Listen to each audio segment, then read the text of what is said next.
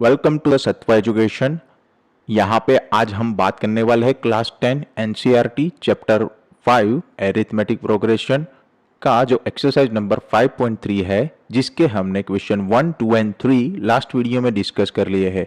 अभी जो यहाँ पे वीडियो है इसमें हम बात करने वाले हैं हमारे क्वेश्चन नंबर 4, 5, 6 एंड 7, यानी कि आज हम टोटल 4 क्वेश्चन यहाँ पे डिस्कस करेंगे। तो चलिए हम सबसे पहले चलते हैं हमारे फर्स्ट क्वेश्चन जो है आज का क्वेश्चन नंबर 4, जिसमें हमें क्या बोला गया है। तो क्वेश्चन नंबर 4 में बोला गया है how many terms of the AP. एक एपी हमें यहाँ पे दी गई है, उसको 9, 17 और 25 है, 3 टर्म दिया गया है and must be taken to give a sum of 336। यानी कि आपको क्या फाइंड करने को बोला है कि कितनी टर्म होगी, नंबर ऑफ टर्म्स फाइंड करने को बोलेंगे, हाउ मेनी टर्म्स, ठीक है, जिसका सम आपको बोला गया है कितना है 336। यानी कि आपको किसकी वैल्यू दी गई है, एस एन की वैल्यू 336 यहाँ पे दे दी गई है, ठीक है। तो यहाँ पे आपको फाइंड करना है एन की वैल्यू। कैसे आप फाइंड करोगे, तो आपको एपी दिया गया है, तो एपी में से आपको सबसे पहले क्या निकाल लोगे, फर्स्ट टर्म यानी कि 9 और कॉमन डिफरेंस जो कि हो जाएगा 17 माइनस 9 हो जाएगा। ये जो 17 माइनस 9 करोगे तो ये बच जाएगा हमारा 8, ठीक है। तो यहाँ पे जितनी भी गिवन वैल्यू थी वो हमने यहाँ पे लिख ली है। अभी हम क्या करेंगे, हमें फाइंड करने को बोला था एन की वैल्यू, तो यहाँ पे एस एन दिया गया है, तो ऑब्वियसली हम क्या करेंगे, एस एन इक्वल्स टू जो हमारा एन टर्म्स का फॉर्मूला है n by 2 curly bracket 2a plus N minus 1 small bracket close into D. तो ये फॉर्मूला हम यूज करेंगे जिसमें सभी वैल्यू हमने क्या कर ली है, निकाल ली है, सिर्फ छोड़ के एन की वैल्यू को। तो एन की वैल्यू हम क्या करेंगे, यहाँ पे फाइंड करेंगे। सबसे पहले एस एन हमें दिया गया है, तो एस एन क्या है हमारे पास 336, तो यहाँ पे लिख लीजिए 336 इक्वल्स टू 9 एन बाई 2। तो एन बाई 2 तो फाइंड करना है एन को, और हो जाएगा 2 इंटू ए यहाँ हो जाएगा 9 प्लस एन माइनस 1, तो एन माइनस 1 भी क्या है, एन फाइंड करना है, और डी हो जाएगा यहाँ पे हमारा 8 हो जाएगा, ठीक है। तो डी की वैल्यू हो गई हमारी 8।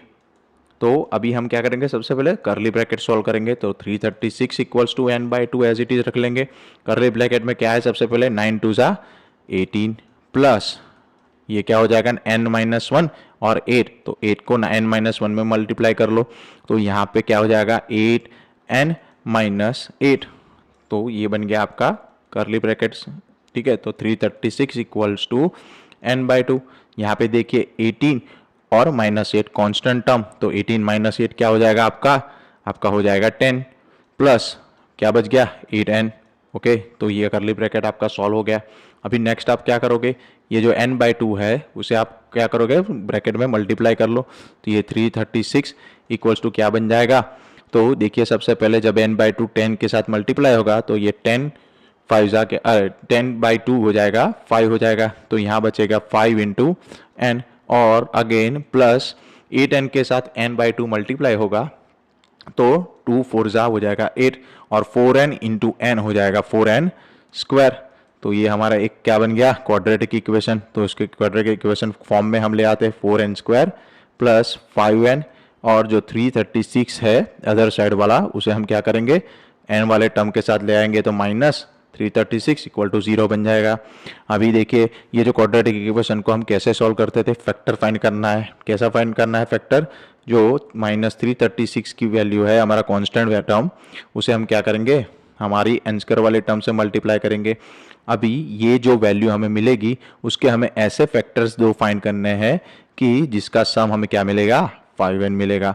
तो यहाँ पे देखिए सबसे पहले मैं क्या करूँगा, ये जो 636 है उससे 4 से डिवाइड करूँगा, तो मुझे क्या मिल जाएगा, यहाँ पे 159 इंटू 4।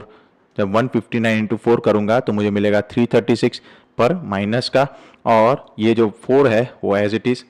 अभी फिर से मैं क्या करूँगा, 159 को क्या लिख सकता हूँ यहाँ पे, तो यहाँ देखिए 53 मल्टीप्लाई बाई 3 लिख सकता हूँ, ठीक है। 53 मल्टीप्लाई बाई 3 लिखूंगा तो ये बन जाएगा माइनस 158, और ये जो दोनों 4 थे वो एज इट इज़। अभी यहाँ पे देखिए मुझे दो फैक्टर फाइंड करने हैं, तो दो फैक्टर में क्या करूँगा, तो सबसे पहले जो 53 है उसे एज इट इज़ रख लूँगा, 53 तो एज इट इज़, ओके। और ये जो 4 एंड 3 है उसे मल्टीप्लाई करूँगा, तो 4 4 जा 16 और 16 3 जा 48 हो जाएगा। तो जब भी मैं 53 माइनस 48 करूँगा तो मुझे क्या मिल जाएगा, तो ये 636 मल्टीप्लाई बाय 4, क्योंकि ये जो फैक्टर मैंने निकाले हैं वो इसी के ही दोनों फैक्टर है। पर यहाँ पे मुझे सम क्या चाहिए था, ये एक चीज़ याद रखनी है कि सम यहाँ पे चाहिए था 5n जो कि है पॉजिटिव। तो जो बड़ी इन दोनों में से 53 और 48 है, जो बड़ी वैल्यू होगी वो हमारी क्या हो जाएगी, पॉजिटिव, और छोटी वैल्यू क्या हो जाएगी, नेगेटिव। तो 53n माइनस 48 ये दो मुझे क्या मिल गए, दोनों हमारे फैक्टर्स मिल गए।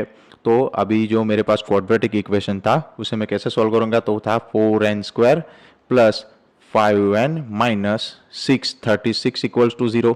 तो जो 5n बचा है उसकी जगह मैं क्या करूंगा, 4n स्क्वायर, 5n की जगह लिखूंगा 53n माइनस 48n। तो 53 माइनस 48 क्या हो जाएगा, 5n हो जाएगा।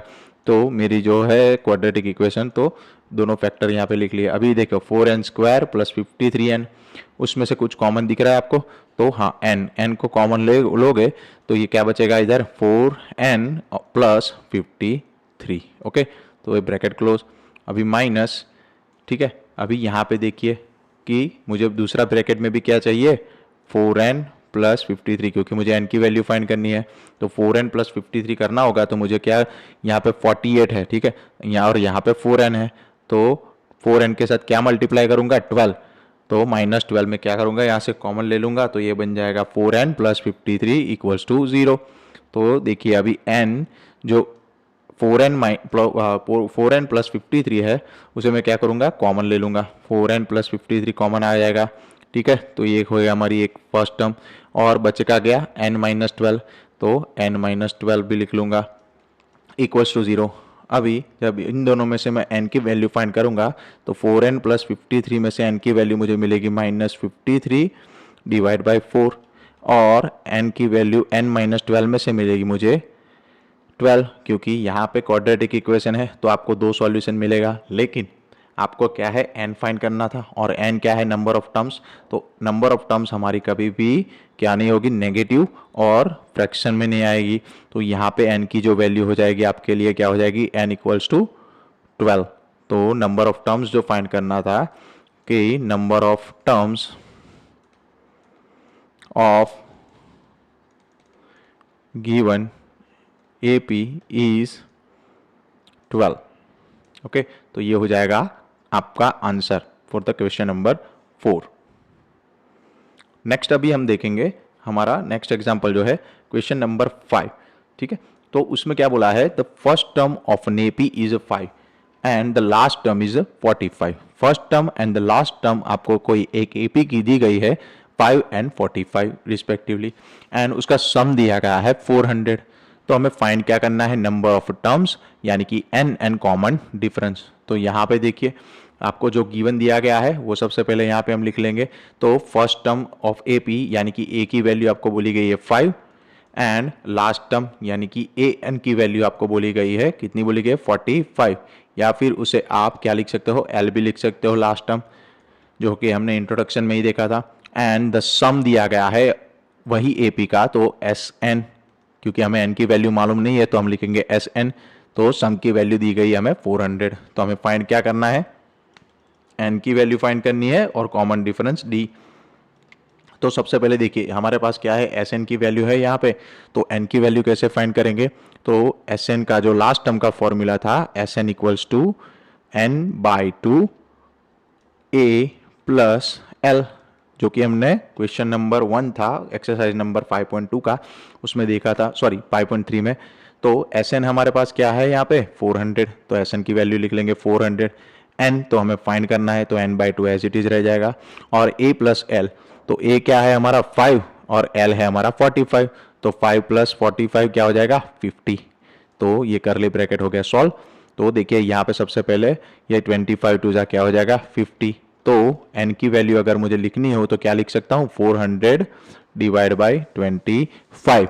तो n की वैल्यू यहाँ से क्या हो जाएगी, 25 मल्टीप्लाई विद द 16 हो जाएगा 400। तो n हमारा क्या मिल गया, n हमारा मिल गया 16, यानी कि जो कि नंबर ऑफ टर्म्स है यहाँ पे वो हमारे पास कितनी है, 16 है। तो दूसरा हमें क्या बोला था, d की वैल्यू फाइंड करना है, ठीक है, d यानी कि कॉमन डिफरेंस। तो कॉमन डिफरेंस हम कैसे फाइंड करेंगे, तो हमारे पास लास्ट टर्म की वैल्यू है, ठीक है, यानी कि ए एन या फिर बोल सकते हो एल, तो उसका जो फॉर्मूला है वो क्या है, A plus N minus one into D. तो यहाँ पे सभी वैल्यू हमारे पास है। ए एन, सिर्फ एन की वैल्यू हमें क्या लेंगे जो हमने फाइंड की, एन इक्वल्स टू 16। तो ए एन हमारे पास क्या है सबसे पहले, या लास्ट टाइम हमारी 45, ओके, इक्वल्स टू ए है हमारे पास है 5 प्लस एन क्या है 16, तो एन माइनस वन क्या हो जाएगा 15। फाइंड क्या करना है, डी, तो डी एज इट इज। तो देखिए 45, ये 5 माइनस करेंगे तो ये बन जाएगा 40 इक्वल्स टू बचेगा क्या राइट हैंड साइड पे 15 इंटू डी। तो डी की वैल्यू क्या बचेगा 40 डिवाइड बाई 15। तो 8 5 जा 40 और 5 3 जा 15। तो डी की वैल्यू मिल गई हमें 8/3, जो हमें फाइंड करने को बोला गया था कॉमन डिफरेंस। तो यहाँ पे क्वेश्चन नंबर 5 के दोनों वैल्यू एन और डी की हमने यहाँ पे निकाल ली है। तो अभी देखेंगे हमारा नेक्स्ट क्वेश्चन, क्वेश्चन नंबर 6। तो क्वेश्चन नंबर 6 में हमें क्या दिया गया है, the first and the last terms of an AP are 17 and 350 respectively. यानी कि आपको क्या दिया गया है, फर्स्ट टर्म जो है कोई एपी की वो दी गई है 17 एंड लास्ट टर्म यानी कि ए एन 350 दी गई है। तो यहाँ पे हम सॉल्यूशन में गिवन जो है वो सबसे पहले लिख लेंगे। तो गिवन क्या है हमारे पास, तो फर्स्ट टर्म क्या है 17 और लास्ट टर्म यानी कि ए एन लिख सकते हो आप, या फिर एल, लास्ट टर्म क्या है 350 उसकी वैल्यू। और आगे क्या दिया गया है, if the common difference is 9, यानी कि डी की वैल्यू क्या दी गई है 9। तो आपको फाइंड करना है how many terms are there and what is their sum. तो हाउ मेनी टर्म्स उसका मतलब क्या है, आपको एन की वैल्यू फाइंड करनी है और उसके लिए एस एन की वैल्यू भी फाइंड करनी पड़ेगी। ठीक है, तो यहाँ पे देखिए सबसे पहले आपके पास सिर्फ यहाँ पे एस एन की वैल्यू तो है नहीं, यहाँ पे आपके पास ए एन की वैल्यू है। तो आप उसके ऊपर से क्या निकालोगे, सबसे पहले आप उसके ऊपर से निकालेंगे सबसे पहले एन की वैल्यू। तो हमारा एन टर्म का formula a n equals to a plus N minus one into D है। ठीक है, तो ये फॉर्मूला में हम क्या करेंगे, ए एन की वैल्यू क्या है 350, तो 350 लिख लेंगे। ए हमारे पास है 17, एन की वैल्यू हमें फाइंड करनी है तो n minus one as it is रहेगा, और डी हमारे पास है 9। तो यहाँ पे जब 350 में से 17 माइनस करोगे तो ये बचेगा 333, तो equals to n minus one into D. तो एन माइनस वन की वैल्यू क्या बच गई 333 डिवाइड बाई 9। तो जब इसे 333 डिवाइड बाई 9 करोगे तो ये जाएगा 9 3 जा 27 और बचेगा 6। तो 63 9 7 जा हो जाएगा आपका 63। तो n माइनस वन की वैल्यू क्या मिल जाएगी 37। यहाँ से n की वैल्यू कैसे निकालोगे, तो माइनस वन को 37 राइट हैंड साइड ले जाओगे तो हो जाएगा +1, तो n आपको मिल जाएगा 38। तो n की वैल्यू यानी कि नंबर ऑफ टर्म्स आपका जो AP है उसमें कितनी हो जाएगी 38 हो जाएगी। यहाँ से आपके नंबर ऑफ टर्म्स तो मिल गए आपको। अभी दूसरा क्या बोला था फाइंड करने के लिए, सम फाइंड करने के लिए बोला था। तो सम के लिए तो क्या है formula, S n equals to n by two curly brackets में 2a plus N minus one into D. तो ये फॉर्मूला लगाएंगे, उसमें n की वैल्यू क्या है अभी हमने फाइंड की जो है 38। तो 30 n बाई टू क्या हो जाएगा 38 डिवाइड बाई 2 ब्रैकेट में 2 इंटू ए, यानी कि a है 17 तो 2 इंटू ए हो जाएगा 34, 17 टू जा 34।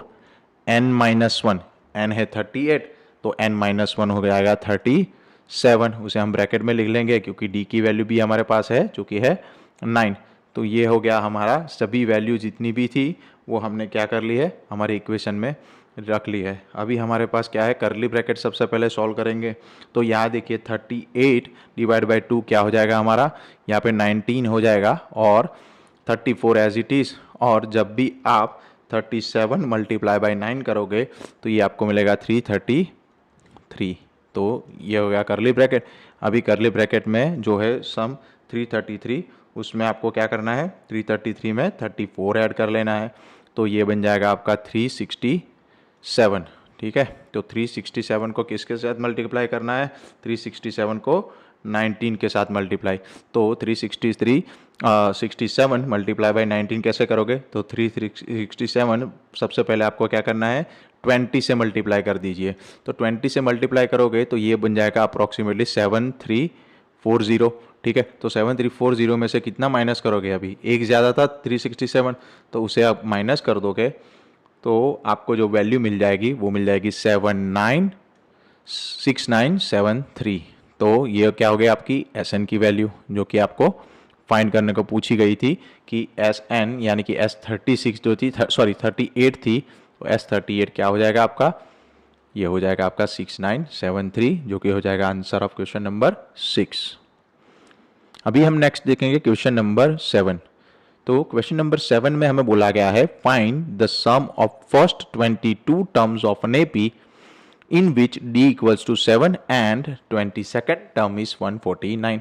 तो आपको क्या बोला गया है कि आपको जो फर्स्ट आपकी कोई एक एपी है उसके लिए आपको उसकी सबसे पहले 22 टर्म्स का सम फाइंड करना है, जिसके लिए आपको गिवन क्या दिया गया है कि जो क्वेश्चन है उसमें गिवन दिया गया है d की वैल्यू दी गई है इक्वल्स टू 7, ठीक है, और 22nd टर्म्स यानी कि A22 की वैल्यू दी गई है 149। आपको फाइंड क्या करना है, सम ऑफ फर्स्ट 22 टर्म्स यानी कि S22 की वैल्यू। तो S22 की वैल्यू अगर फाइंड करने को बोली है तो n इक्वल्स टू क्या हो जाएगा 22। अभी आप यहाँ पे देखिए आपके पास d है n है, ठीक है, पर आपको अगर S22 की वैल्यू फाइंड करने को बोलेगे तो Sn इक्वल्स टू क्या हो जाएगा n/2 2a plus n-1 into D. यही फॉर्मूला आप लगाओगे तो उसमें आपके पास एक ही वैल्यू यहाँ पे मिसिंग है। तो उसके लिए आप क्या करोगे, उसके लिए आपको यहाँ पे दिया गया है A22 की वैल्यू। तो A22 की वैल्यू के लिए an equals to a plus n-1 into D लगा लोगे, ठीक है। तो यहाँ पे A22 तो n इक्वल्स टू क्या ले लेंगे हम, n इक्वल्स टू लेंगे 22। तो A22 इक्वल्स टू a की वैल्यू क्या है फाइंड करना है, प्लस n इक्वल्स टू 22 लिया है तो 22 माइनस 1 n-1 हो जाएगा 21, और d क्या है आपके पास, d है आपके पास 7, तो लिख लिया। A22 क्या है 149, क्वेश्चन में ही दिया गया है, इक्वल्स टू a प्लस 21 7 जा क्या हो जाएगा 7 1 जा 7 एंड 7 2 जा 14, तो ये 14 हो गया। अभी a की वैल्यू कैसे फाइंड करोगे, a हो गया 149 माइनस 147 यानी कि 2, तो यहाँ से आपको a की वैल्यू मिल गई है। अभी यही a की वैल्यू हम कहाँ यूज़ करेंगे, a की वैल्यू का यूज़ करेंगे हमारे Sn वाले इक्वेशन में, ठीक है।